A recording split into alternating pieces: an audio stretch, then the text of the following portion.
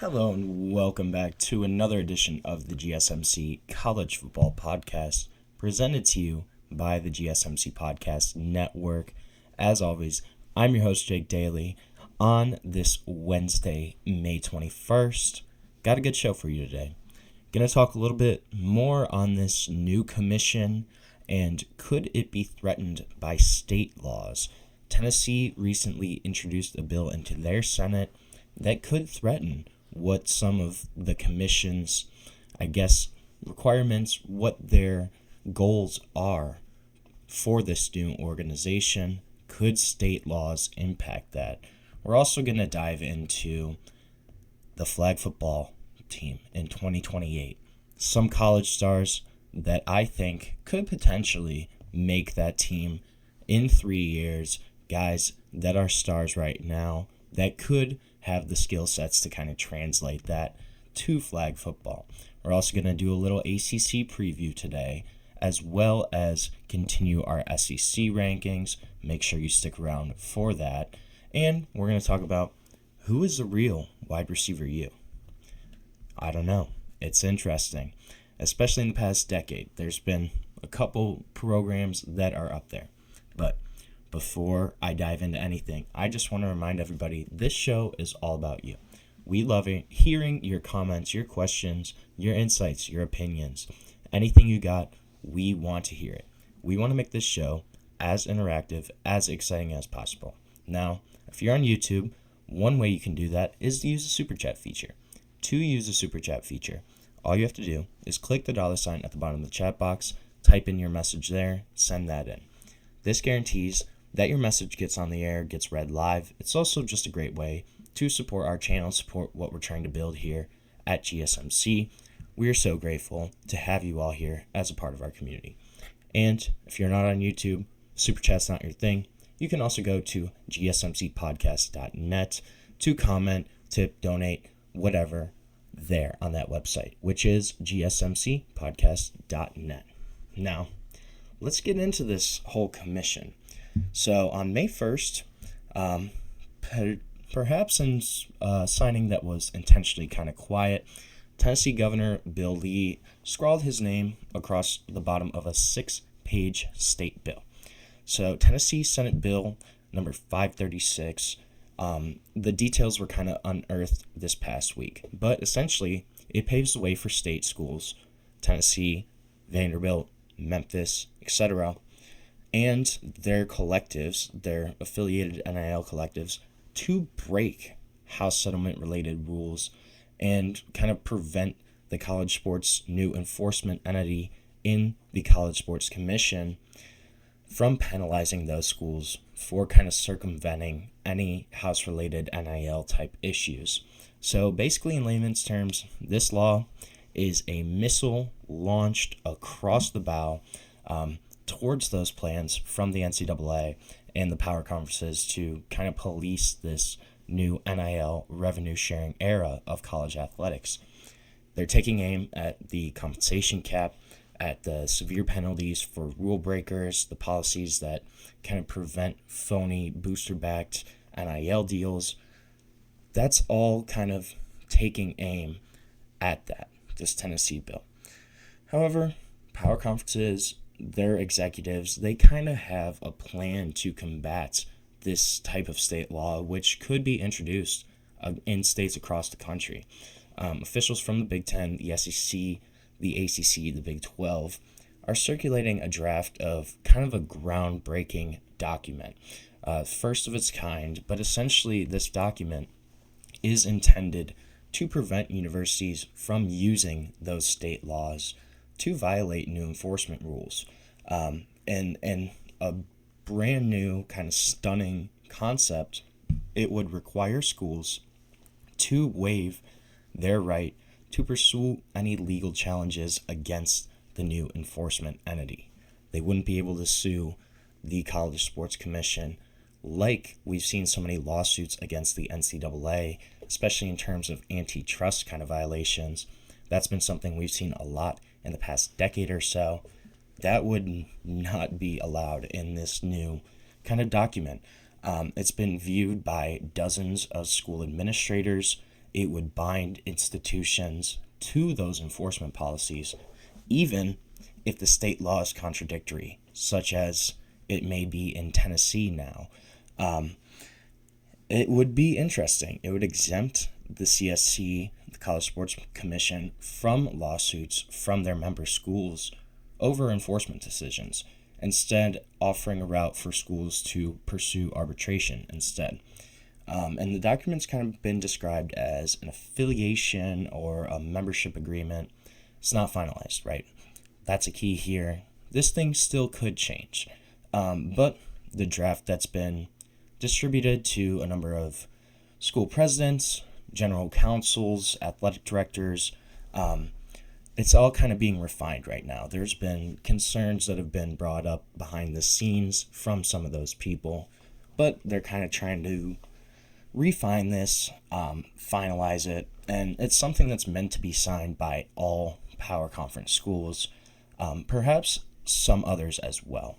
So maybe some of those group of 5 teams that we kind of see at the top, right? Boise States, the Fresno States, those type of schools, could we see them kind of opt into a similar settlement as a way to kind of bind the group together, provide stability around the enforcement of these new rules? I think that's something that's very possible. It also includes decisions from the new Deloitte-run NIL clearinghouse. It's being dubbed NIL Go, which is an entity that's kind of expected to enforce stricter NIL laws, enforce kind of booster payouts by guys such as Cody Campbell, those big-time boosters at some of these programs that can just throw a bunch of money towards the football program, towards basketball, whatever. They kind of want to combat that.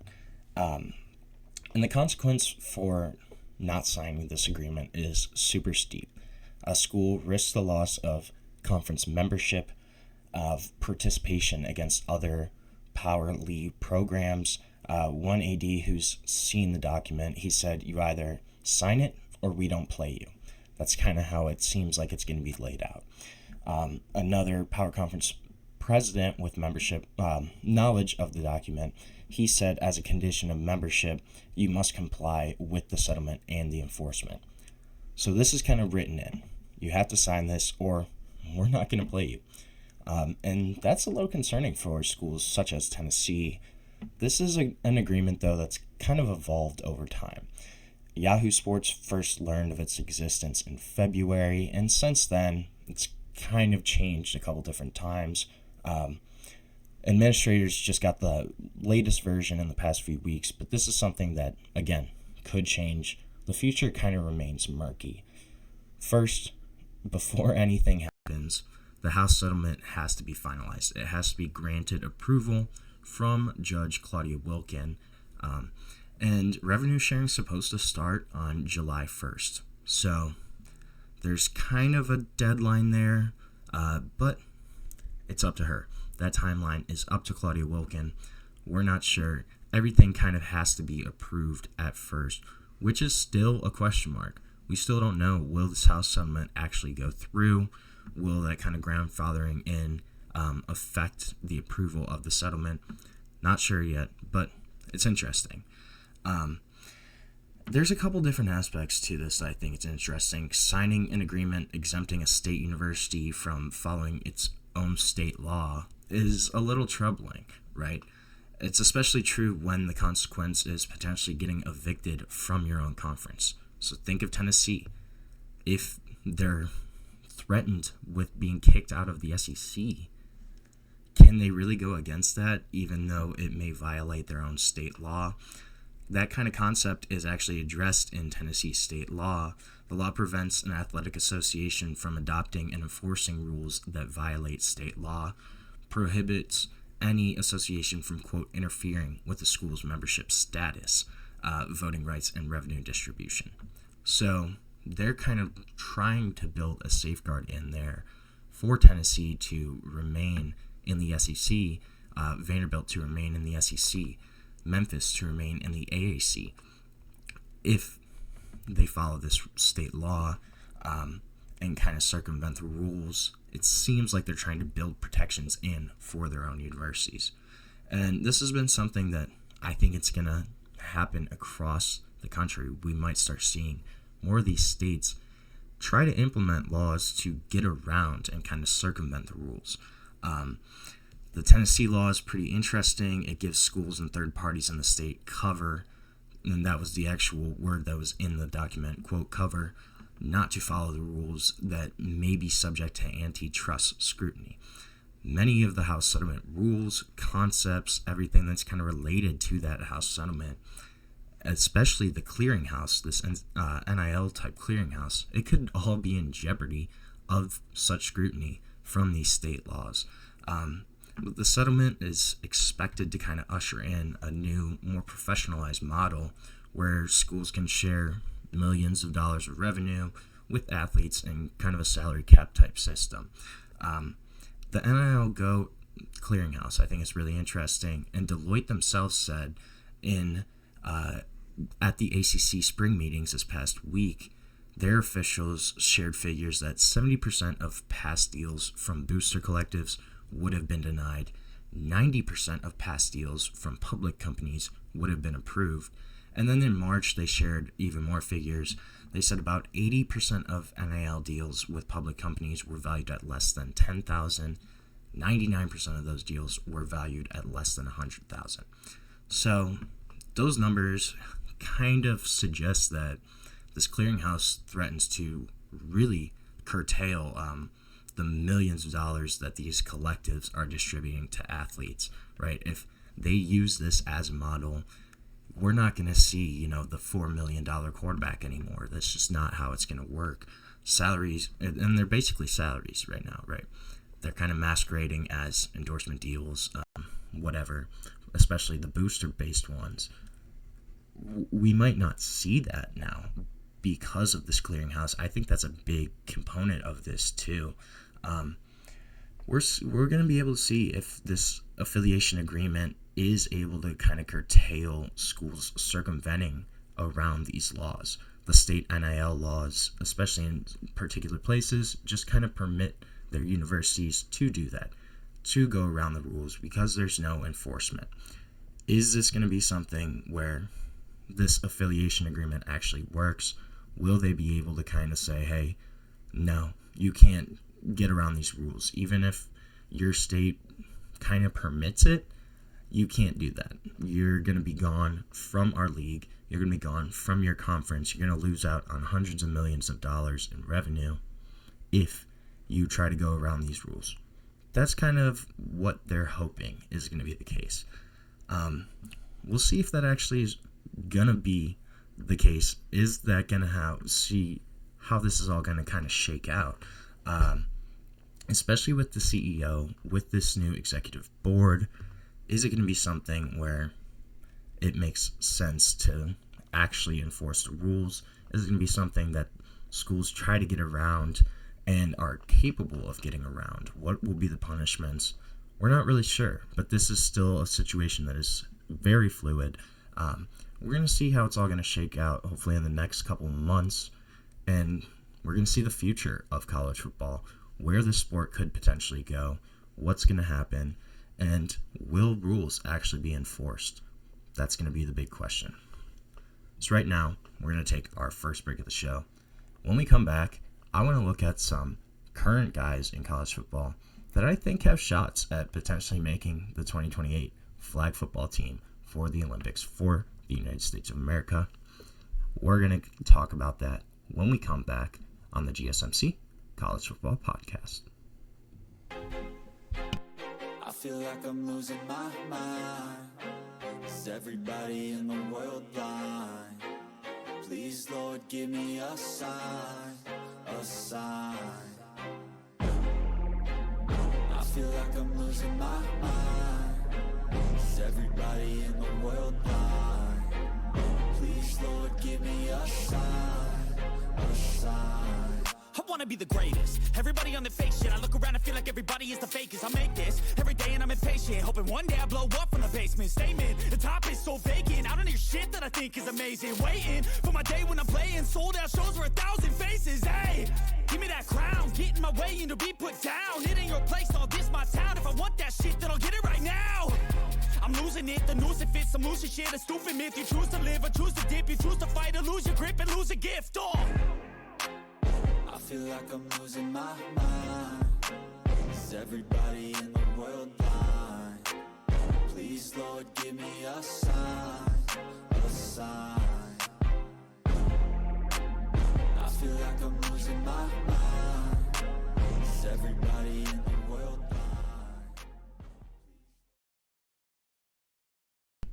blind? Welcome back to the GSMC College Football Podcast, presented to you by the GSMC Podcast Network on this Wednesday, May 21st.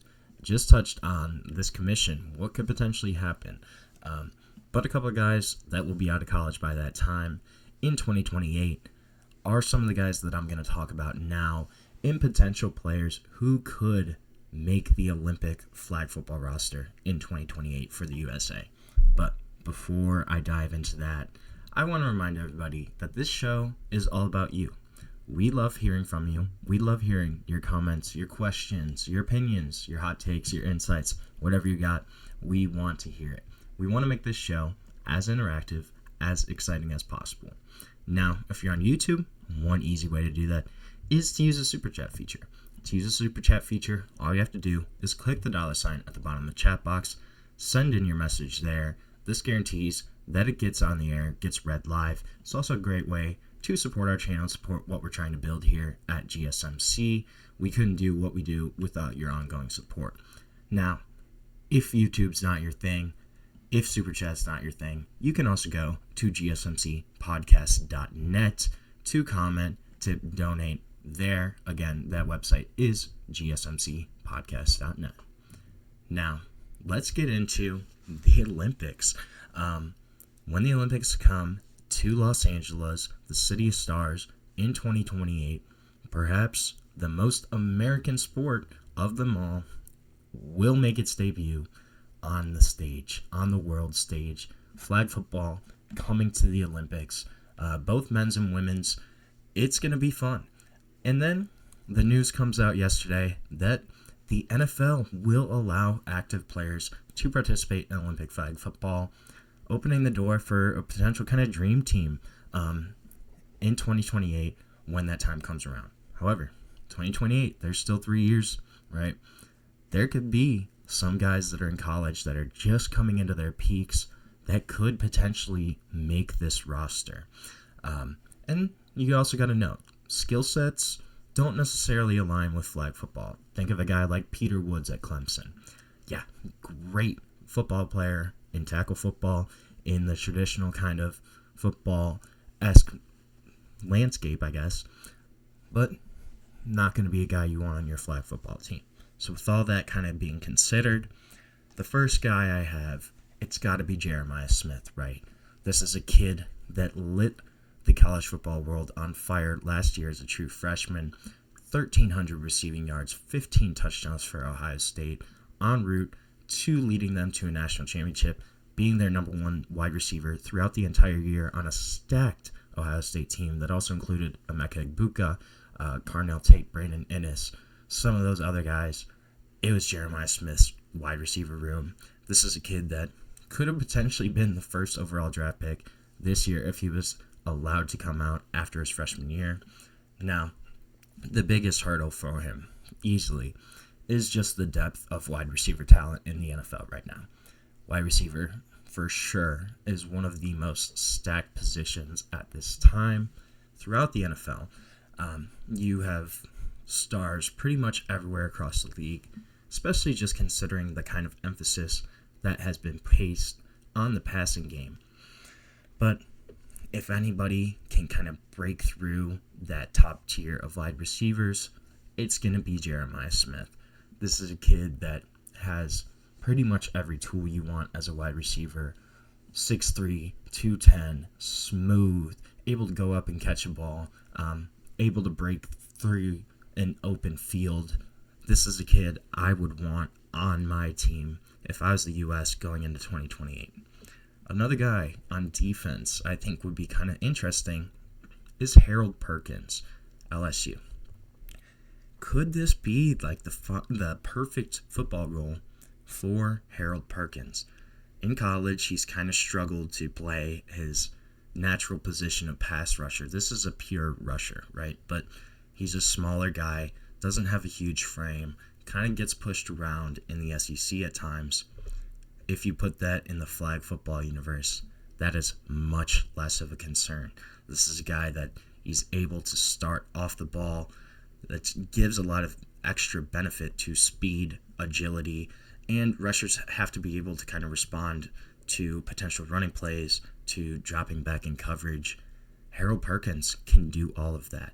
This is a guy that, as a pass rusher, he's much more reliant on speed, on agility, quickness, get off.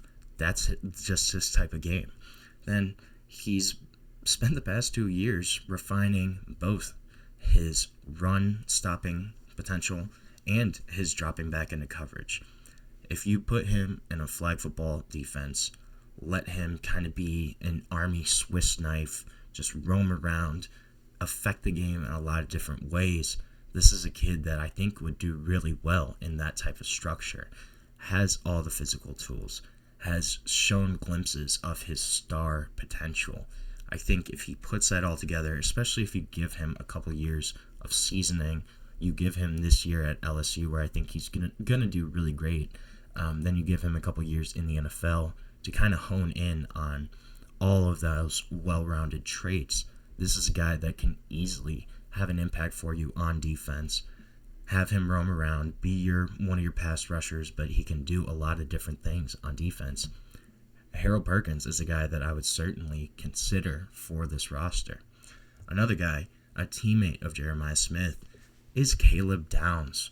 Now, Caleb Downs, he had an argument as the best safety in America as a freshman at Alabama, then transfers to Ohio State, All-American year, leader of that defense, showcases what makes him so special as a safety, and now heading into 2025 as perhaps the best defender in college football, regardless of position. This guy is an absolute stud. 189 tackles, 12 tackles for loss, 10 passes defended, 4 interceptions in the past 2 years, including just a dominant performance at the back end of that Ohio State defense last year in 2024. Additionally, flag football rosters are small, right? They only have 10 spots. So if you can potentially play 2 ways, that makes you much more valuable. Caleb Downs can do that. This is a kid that was an awesome player on offense in high school. 20 rushing touchdowns on only 57 carries as a senior for a state championship winning team. This is a guy that also campaigned for running back snaps during Ohio State's run to the national title last year. So clearly would be open to playing on offense. A guy that is just an explosive athlete, has a ton of potential there, and could you throw him in the backfield too at running back on certain plays? But when you look at him on defense, a guy that can do everything you want out of a defender. Long, lanky, athletic, can run across the entire field, super aware safety, a guy that you can stick on the back end there in a flag football game, and he can just wreak havoc in that defensive backfield. He would be on my team. I'm telling you, this kid, he's just too good of an athlete, just too good of a football player, would be able to make that transition really easily to the flag game, I think. Caleb Downs would certainly be on my roster. Another guy that I think kind of under the radar, but when you look at running backs, that's a kind of a concern. I don't know. I wouldn't say concern, kind of a question mark. Would you put a wide receiver at running back just because of the pass potential there, or would you keep a running back? Now, if you would keep a running back, I think one of the guys that would fill that would be Desmond Reed, Pittsburgh. It's kind of a complicated part of flag football, right? Runners are normally asked to kind of maneuver through tight spaces, withstand contact, but they're still best utilized in space. Spence running the ball is such a small part of the equation, too. You need to have a guy that can go out and catch passes. Desmond Reed is that kind of well-rounded running back, can go out of the backfield, catch passes really easily. Probably the best all-purpose running back returning in college football this year. This was a guy that was electric last year, had almost 1,000 rushing yards, 966 on the ground, then also had 579 yards receiving, 9 total touchdowns, 52 receptions, including 3 100-yard receiving games, all against power conference competition, so it wasn't like they were playing, Youngstown State week 1. These were against power conference opponents. So this is a guy that his skill set would really translate. Would be able to obviously take a couple carries out of the backfield, but having that pass catching ability just makes him dynamic, makes him a really well-rounded running back for a potential flag football team. That's a guy that I think is under the radar, obviously. I don't know if he would get the kind of NFL hype that we're probably going to need to get on to this Olympic team in 2028, but a guy that I think would fit really well with the whole kind of dynamics of flag football. Another guy that I would have off of pure potential would be Nyck Harbor, South Carolina. Now, he has yet to put it all together, right? Only had 26 receptions for 376 receiving yards last year, 3 touchdowns, but this guy's upside is insane. 5-star prospect as an athlete, a guy that was a tight end, has now transitioned to more of a wide receiver, but he's 6'5", he's 235, has really great body control. He's super strong throughout his entire frame, a dynamic talent, and just because of his development possibilities. This is a guy that is consistently able to get downfield, consistently a threat to get over the top. You could go to him in the red zone and 6'6", give him a jump ball. He can catch some passes for you there. And then also, this is a guy that at 6'5", 235 has world-class speed. World-class speed. Ran the 100 meters in 10.28 seconds in April 22. Ran the 200 in 20.79. World-class speed at 6'5", 235. And then a guy that also played on defense in high school. Was kind of an edge outside linebacker. As that type of position, could you play him 2 ways? Have him be more of that freak speed edge rusher, or even a guy covering people as he's kind of developed his wide receiver skills. Could that be a guy that you could really do a whole lot with on a flag football team? I think the possibilities are endless with Nyck Harbor, and I just think it'd be a guy that's would make a lot of sense, would be a lot of fun to watch on a flag football competition, especially on the world stage in 2028. So right now, we're going to take our second break of the show. When we come back, we're going to talk some ACC ball. We're going to do a little kind of preview primer of the conference, talk about the big storylines, talk about kind of who's contending, who's not, but we're going to dive into all of that when we come back on the GSMC College Football Podcast. Looking for your daily fix of sports talk without having to pay for it? GSMC Sports Network is available on YouTube. Just search GSMC Sports Network. Get your fix of daily sports talk shows on YouTube, absolutely free. NFL, college football, NBA, MLB, MMA, UFC, fantasy football, and so much more.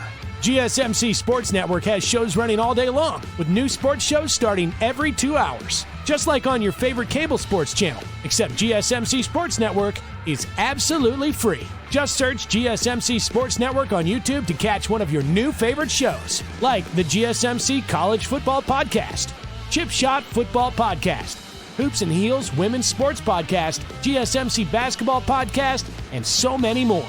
Check it out for yourself. GSMC Sports Network, now available on YouTube absolutely free. Search GSMC Sports Network on YouTube right now.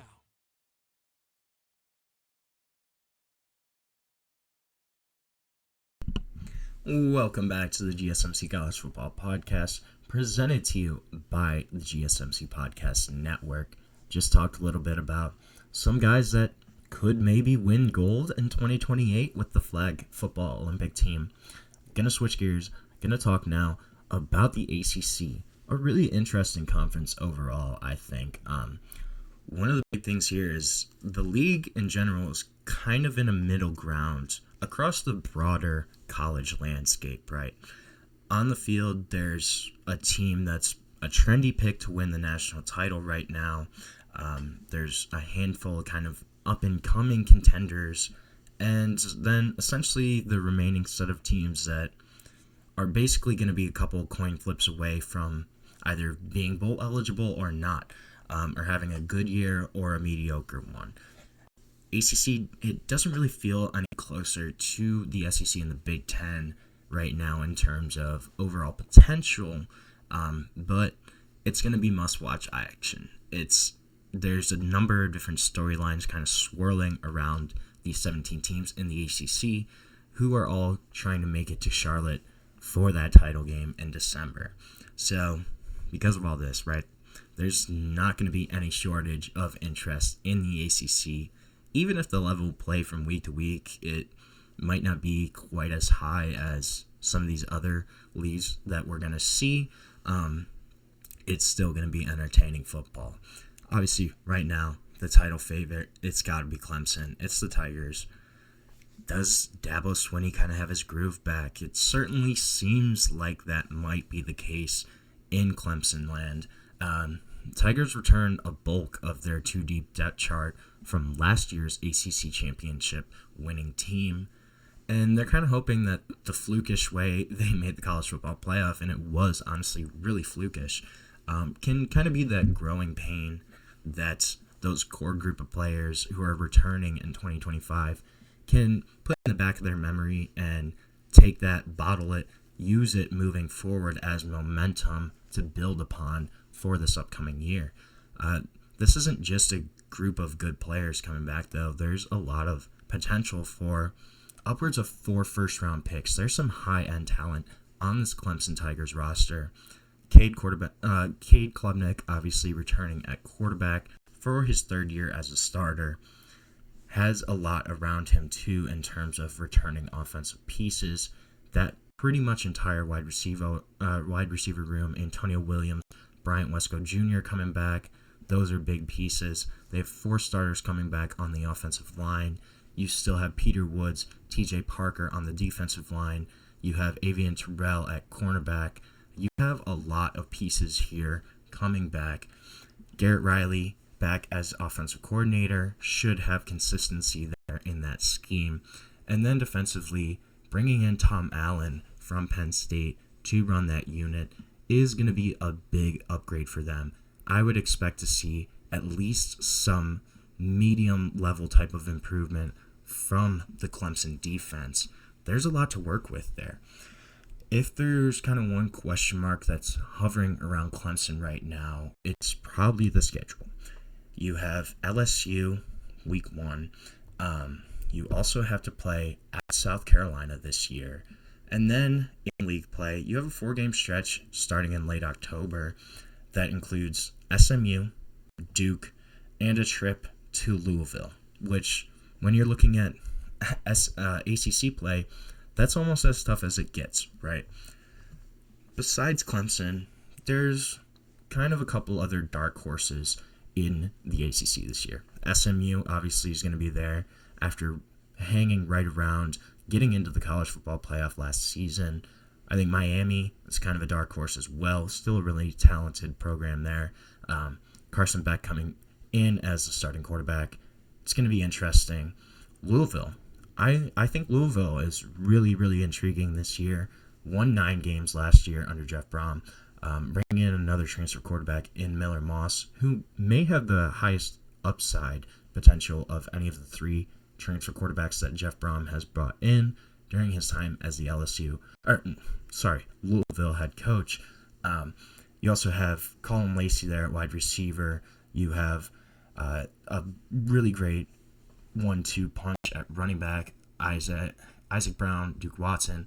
A really great defense returning for Louisville. They're a dark horse there. Aiming high then, too, you have Duke coming off a 9-win season, bringing in Darian Mensah at quarterback from Tulane. That's an intriguing roster. Georgia Tech, returning Haynes King, returning Jamal Haynes. They do lose Eric Singleton Jr. at wide receiver, but this is a team that's returning a lot and had a lot of confidence to build on at the end of the season. Can they take that Georgia loss in November, kind of turn that into some positive momentum going into 2025? I think it's certainly very possible. North Carolina, I'm going to get into them in a minute, but aiming high certainly. Then you have kind of those battling for a bowl teams. You have the Boston College, the Florida States, Syracuse is going to be interesting, coming off the 10-win season. How do they bounce back after losing Kyle McCord, losing Trevor Pena, losing Murad Watson? That's going to be an interesting situation to look at there in New York. Virginia Tech. Can Virginia Tech bounce back? There were high expectations for them and Kyron Jones in 2024. Obviously, they did not reach those. Can that be something that they maybe are able to fix? If the rain is coming through, I apologize, but we're going to get through it right now. So the ACC really kind of seems stratified coming out of spring practice right now. There's a couple programs in Stanford, Wake Forest, Cal that are kind of all trying to just stay afloat right now. There's a couple of really true contenders to make the college football playoff. Then there's, that whole middle tier where, I don't know. It could kind of go either way. If there's one key to finding separation, I think this year, it's going to come down to having a quarterback or not. You have Clemson, SMU, obviously both returning quality starters in Cade Klubnik, Kevin Jennings.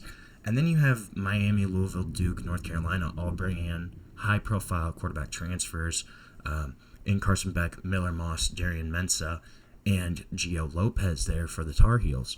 That's going to be interesting. How those guys play, I think, could be the difference maker in who's a legit college football playoff contender, legit ACC championship contender, and who's just pretending. One of the top storylines here, I think, Chapel Bill. It's got to be. Tar Heels, they barely even practice in 2025, yet pretty much all the greater college football world can think about is Bill Belichick. Is this actually going to work here? Will all these kind of PR off the field incidents, these recent mishaps, is it going to kill any momentum? And then just on the field in general, will this kind of NFL type of management translate? The schedule is manageable enough to give some optimism for those around Chapel Hill, kind of having an actual schematic advantage for once. But there's going to need to be some pretty weighty expectations met for this to be a success in year one. This is a program, obviously, known far more for their success on the basketball court than their success on the gridiron. But they don't simply go hire Bill Belichick, pay him $10 million, pay his staff even more than that, and then go, yeah, we're okay with the 7-5, 8-4 type years that Mack Brown had done for 5-6 years there. There's going to be a lot of casual fans turning into North Carolina, but there's some high expectations here. I don't think they would have done all of that to be okay with going 8-4 every year. So either way, just seeing Bill Belichick roam the sidelines there in Chapel Hill is going to be the top storyline here. How is it all going to shake out? What's going to happen? Another kind of under the radar storyline. With the legal settlements that Clemson and Florida State signed with the ACC that basically gives them an out of the conference in about 5 years, is it going to be all okay? The longer-term impact of the settlement of that type of agreement, it's going to take some more time to kind of fully digest. But it's not every day that a school goes out, racks up a ton of billable hours fighting this contract for the ACC, that media rights deal, and then show up to media days and go, oh yeah, everything's great. I don't know. That seems a little suspicious to me. So that's going to be something to watch. How those settlements kind of shake out. What's the fallout from there? What do other ACC programs think about that? And what could potentially happen, I think, is going to be an interesting storyline.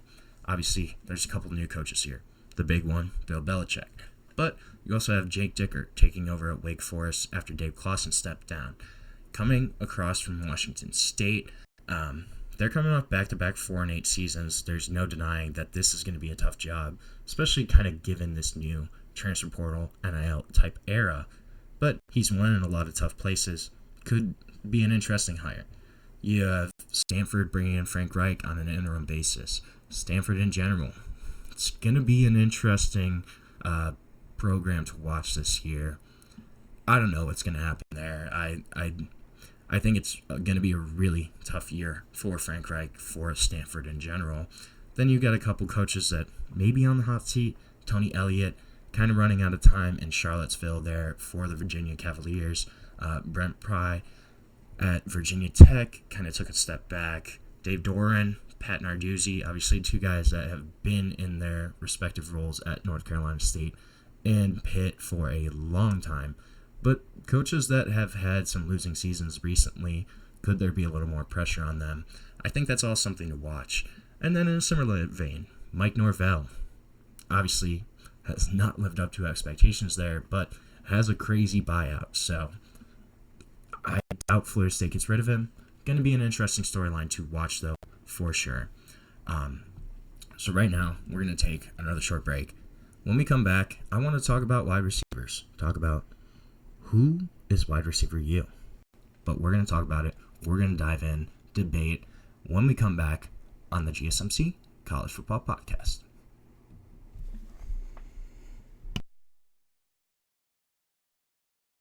For the best and latest podcasts available anywhere, go to the podcast app on your cell phone and type in GSMC to access free content-rich podcasts on health and wellness, book reviews, sports, entertainment, relationships, social media, movies, technology, finance, and even weird news. Subscribe and download the GSMC Podcast Network's family of shows, available everywhere podcasts are found.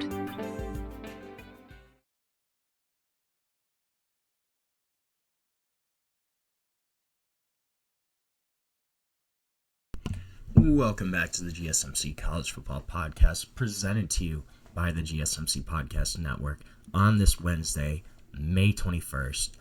We've had a good show so far, but we are going to continue on, keep pushing. We're going to talk a little bit about some wide receivers right now, and who has been wide receiver U of the past decade or so. So I kind of looked at numbers since 2015, and I looked at 4 schools. You have the Alabama Crimson Tide, the Ohio State Buckeyes, the LSU Tigers, and the USC Trojans. Now, all of these schools have cases, right? I kind of went down the list. I looked at how many draft picks there have been at the wide receiver position for each of these schools since 2015. So you look at Alabama first. Amari Cooper, first rounder, number 4 overall pick, 2015. Then you had Ardarius Stewart. There was kind of a lull there. 2018, Calvin Ridley gets drafted. Then Henry Ruggs, Jerry Jeudy, both in 2020. 2021, another great year. Jalen Waddle, Devontae Smith get drafted. Jamison Williams gets drafted the next year in the first round in 2022. John Mechie also gets drafted that year in the second round. And then there's kind of been a lull since then. Jermaine Burton was drafted in the third round in 2024, but besides that, kind of been a little low. However, when you look at the total numbers, 7 first-rounders and 1 Heisman winner in that time. You have guys that have put together multiple Pro Bowl seasons. Amari Cooper, one of my favorite wide receivers ever to watch at the college football level. The way he ran routes, how polished he was, a guy that was super impressive coming out of college. 5-time Pro Bowler, has been able to produce a really long, successful NFL career across multiple teams. Raiders, Cowboys, Browns, even the Bills last season. This is a guy that's been a great wide receiver in the National Football League. Calvin Ridley, another guy that had a really solid career for Alabama, has kind of been up and down. His career really got derailed after that suspension for gambling a few years back. Jerry Jeudy, a guy that blossomed this year in Cleveland, had his first Pro Bowl season. A guy that there could be even better things coming from. Jalen Waddle, one of the fastest players in the NFL. A guy that has paired with Tyreek Hill for a dynamic wide receiver duo. His big kind of questions have been injuries, but No question the talent's there. Jalen Waddle, probably a top 15 wide receiver in the NFL. Devontae Smith, a guy that his Alabama career was so impressive. He won the Heisman. This is a kid that won a Heisman as a wide receiver. So impressive. Kind of fell to Philly in a perfect landing spot. Pairs with A.J. Brown to have one of the most dynamic pass-catching duos in the NFL. Jamison Williams, also a guy that has kind of shown flashes throughout times for Detroit. But you look at that total group. 7 first-rounders, multiple guys that have had Pro Bowl seasons, a couple guys that are considered in the top 15, 20 of wide receivers in the NFL. Super, super impressive. But Ohio State, look at some of the guys they've had. Now, their success has really been in the past 3 to 5 years. Yes, you did have Michael Thomas get drafted in 2016 in the second round, a guy that at one point had an argument for the best receiver in the NFL, a guy that set the receiving yards record, receptions record for the Saints at one point. Then you kind of had a little lull until Terry McLaurin, third rounder, 2019, a guy that has become Washington's number 1 wide receiver with some really terrible quarterback play that he's had to kind of go through. When you look at some of the guys that they've had at that position before Jaden Daniels, this is a guy that his wide receiver abilities cannot be questioned whatsoever. Kind of a little lull then until you get to 2022. And here's where Ohio State really starts to make their case. Garrett Wilson, first round, number 10 overall pick, 22.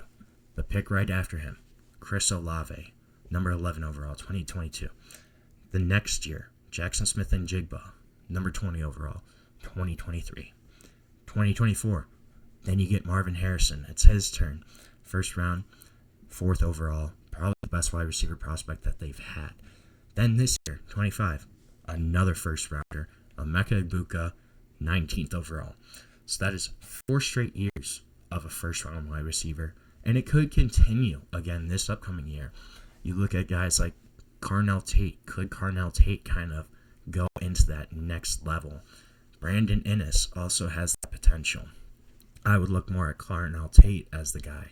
Then you obviously have Jeremiah Smith, the next great one up. Could be the best out of all of them. Won't be draft eligible until 2027. This is a kid, absolute freak. I think he's probably the best one that we've seen come out of Ohio State so far, and we haven't even seen his full potential. We've only seen him as a true freshman, but a guy that's a freak. Ohio State's case, they've made on recency, right? The past 4 years, you look at what Garrett Wilson's done with the Jets, Chris Olave taking over as the number 1 guy for the Saints, Smith and Jigba going to step into a really huge role in Seattle this year with Tyler Lockett gone, with DK Metcalf gone. Marvin Harrison had a really solid rookie year, a guy that is going to be even better in year 2. And then Emeka Egbuka coming in for the Buccaneers, pairing with Mike Evans, Chris Godwin, a really interesting slot. Another program, too, is LSU. LSU, again, you kind of look at recently, but since 2020, Justin Jefferson, first rounder. Jamar Chase, 2021. Terrace Marshall.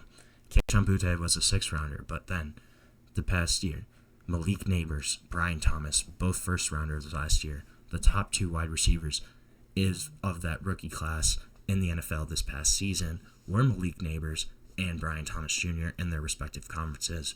2 super impressive guys. And then you have 2 guys that are arguably both have a case for the best receiver in the NFL. Justin Jefferson, Jamar Chase. So this class, it's more on the star power. It's more about Jefferson, Chase, potentially Malik Neighbors, potentially Brian Thomas. We're not sure who the next guy up, though, is at LSU. I don't know. There could be a couple different options, but right now, their case is based on star power. And you look at USC. Nelson Aguilar, Juju Smith-Schuster, Michael Pittman, Amon-Ra St. Brown, who's been their best wide receiver in the NFL, was the lowest drafted of all those guys in the 4th round in 2021. Drake London, first rounder. Jordan Addison, first rounder. So this is a little more kind of an interesting class. I had them here just because of some of the pedigrees of some of these guys, but I don't really think that they're on that same kind of level as Bama, LSU, Ohio State right now. So USC got to be 4 for me. Then each of the other schools kind of have a case. If you're looking at the entire decade, I think the choice is Alabama. When you look at Amari Cooper, Calvin Ridley, Jerry Jeudy, Jalen Waddle, Devontae Smith, the depth there, the talent there is pretty remarkable. I think that gives them an edge over LSU at least. LSU, yes, you have Justin Jefferson, Jamar Chase, obviously 2 of the biggest names in the NFL. But after that, there's not a whole lot. Malik Neighbors could be one of those guys, but he still has to prove it. Brian Thomas could be one of those guys, still has to prove it though. Alabama has a couple guys that are more proven, that are better placed for success right now, that have proven more in the NFL. Jalen Waddle has had Pro Bowl years. Devontae Smith has had great seasons for the Eagles. Jerry Jeudy just had a Pro Bowl year with the Browns. Amari Cooper, obviously, multiple Pro Bowls. Calvin Ridley even had one. The depth there, I think, gives Alabama an edge. Now, Alabama or Ohio State. This is an interesting one. I think it's got to be Alabama. However, in the next couple of years, I think it could certainly be Ohio State. If you look at what Garrett Wilson could potentially develop into, what Olave and Jigba, Marvin Harrison could all develop into, I think the potential there is greater for Ohio State if Marvin Harrison starts putting and stringing Pro Bowl seasons together. If Smith and Jigba takes over as the unquestioned number 1 in Seattle, the potential is there. It's higher for Ohio State. But right now, I think you have to go with Alabama. I think the pedigree here is just too much to ignore. I can certainly see this changing in the next 3 to 4 years as Ohio State gets more guys in. Carnell Tate, Brandon Ennis, Jeremiah Smith, as that kind of wide receiver unit keeps churning out guys. I think this is a place where we can certainly see Ohio State overtake Alabama. But right now, I think it's the Alabama Crimson Tide as wide receiver U of the past decade.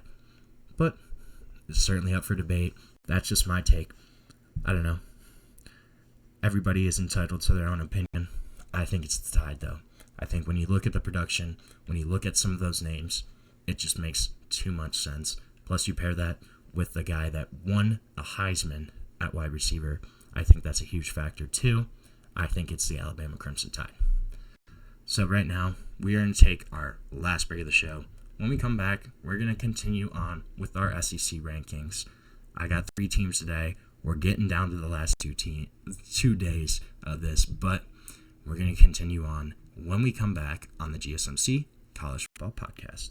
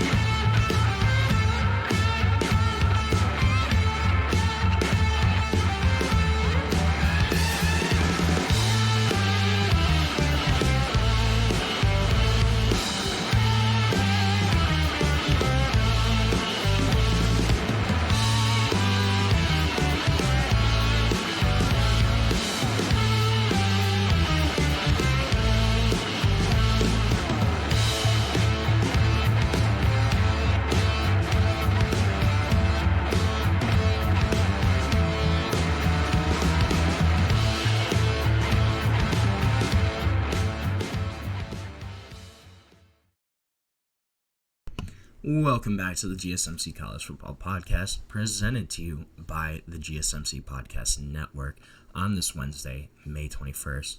Gonna finish off the show today by continuing on with my SEC rankings. We got teams 4, 5, 6 today. Gonna start at 6, and I think it's the Ole Miss Rebels. Now, I can certainly see the argument that other programs should be ranked ahead of Ole Miss right now, and that's fair. Ole Miss is losing a lot.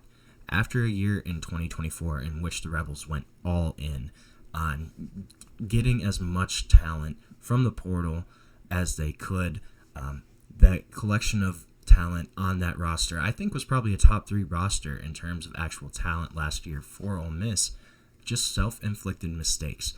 An avoidable loss at home against Kentucky, a loss at LSU in which they should have won that game. They were leading for the vast majority of it. And also a loss right at the end of the season to Florida, and a game in which they were in prime position to get to the college football playoff to earn one of those bids. But it all fell apart, and they lost. They did not go all in. They did not win last year. It's going to be interesting. After kind of going all in and losing a ton of those guys, there's certainly a lot of row for kind of a loss at Ole Miss. Replacing Jackson Dart, not going to be easy. Kind of a program legend at this point. Set a bunch of passing records for Ole Miss. Ole Miss first-round quarterback since Eli Manning, guy that got drafted to the Giants as well. But Ole Miss is really high on Austin Simmons. If you want, go check out my video where I kind of did a deep dive on Austin Simmons. This is a really intriguing quarterback. 19 years old, already graduated from college, 6'4", left-handed, really smooth operator, incredibly intelligent. This is a guy that Ole Miss, Lane Kiffin, really likes.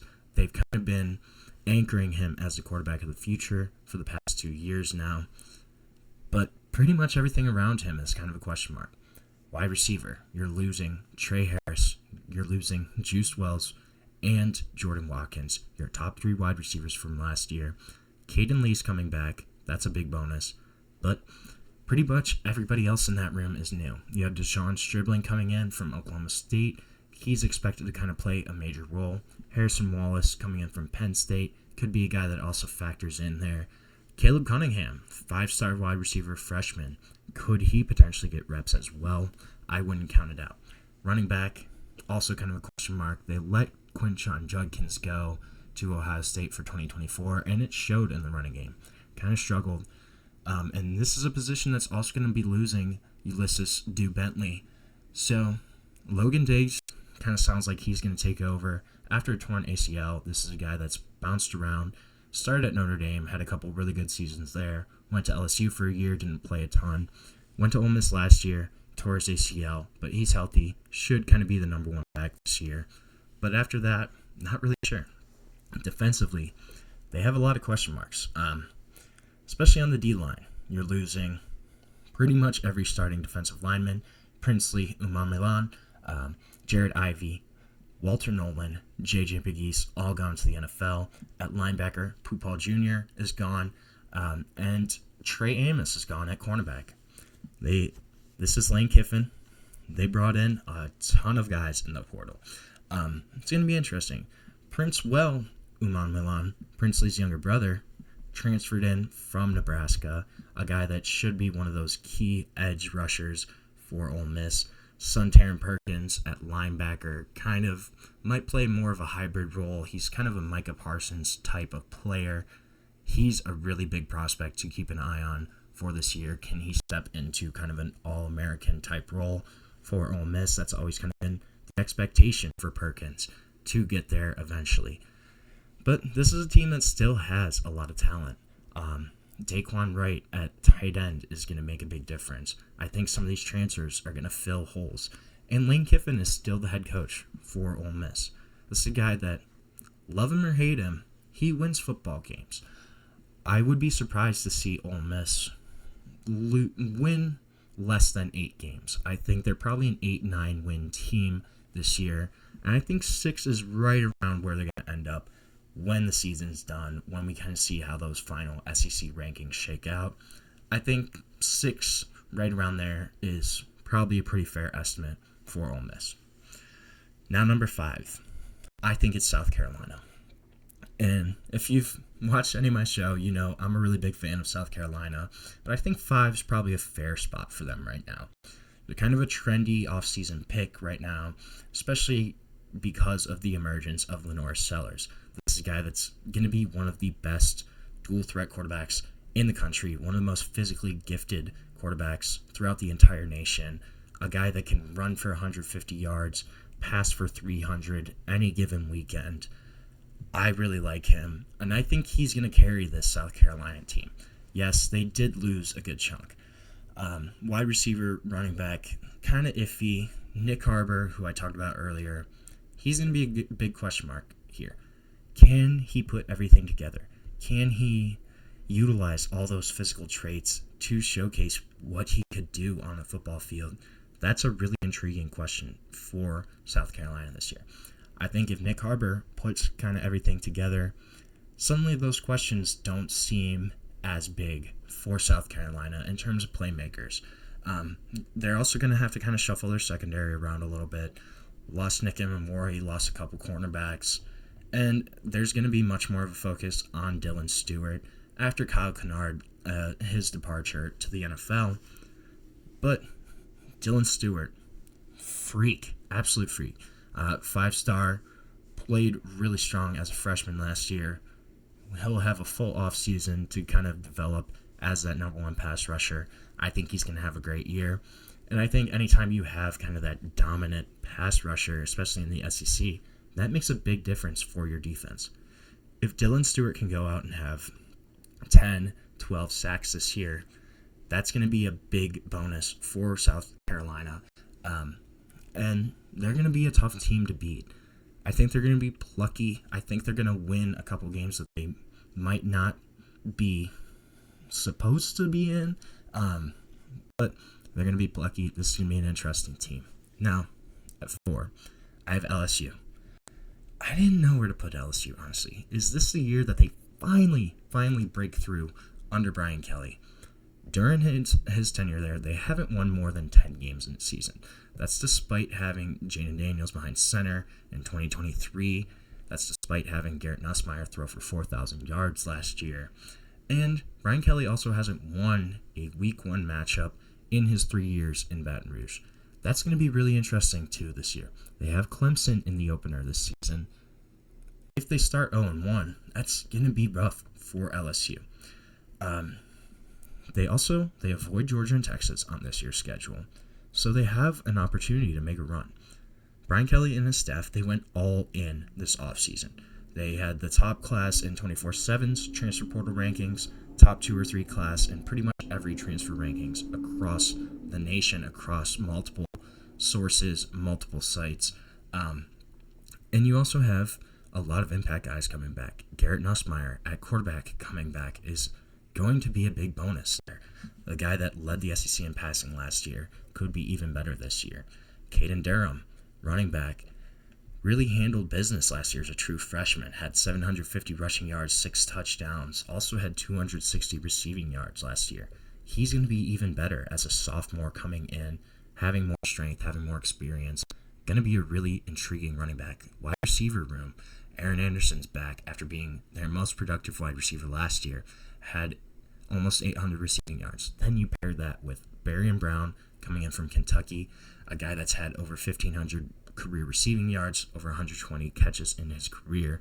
Also has led the SEC during his time in kick return touchdowns. So you have a guy that's really dynamic in special teams as well. And then Nick Anderson coming in from Oklahoma, a guy that has star potential written all over him. Set the Oklahoma freshman record for touchdown receptions with 10 in 2023. Had 798 receiving yards as a freshman in 2023. Can he get back to that level this year? Offensive line is going to be interesting. They have to replace 4 starters, so how that rotation is going to kind of work out, I think that's going to be something intriguing to watch for LSU. I would expect Tyree Adams to kind of take over that left tackle role. It seems as if that's been the guy there, taking over for Will Campbell. Josh Thompson, a guy that's going to be interesting. I think he's going to get playing time for sure on that offensive line. I don't know if he starts right away, but you turn on his tape against Michigan, That's a guy that went up against a top 5 pick in Mason Graham, top 15 pick in Kenneth Grant, and had no issues with that O-line, or with that D-line. So that kind of showcases his high upside potential. And then the defense, they're going to have to be way better, but there's certainly room for that improvement this year. You have Whit Weeks, Devon Keys coming back at linebacker. That's some nice continuity there. Then you bring in a guy in Jakeem Jackson, A.J. Halsey, in that secondary to kind of take over one of the cornerback, one of the safety roles. Those are guys that can step in as immediate contributors, starters right away for LSU. And then the big question, can Harold Perkins get back to previous levels? If Harold Perkins showcases his star potential again, this is a really scary LSU defensive unit. This is the year for LSU. Brian Kelly, you need to put it all together this year. You have one of the best rosters in the country. There's no excuses. You don't have to play Georgia. You don't have to play Texas. LSU, you have to show it this year. So with that, we're going to end our show for today. Thank you so much for tuning into the GSMC College Football Podcast, presented to you by the GSMC Podcast Network. Please remember to subscribe, like, follow the channel, and if you want, you can also go to Facebook, Instagram, TikTok, or Twitter for even more sports content, more sports updates that you love. Thank you so much, and have a great day.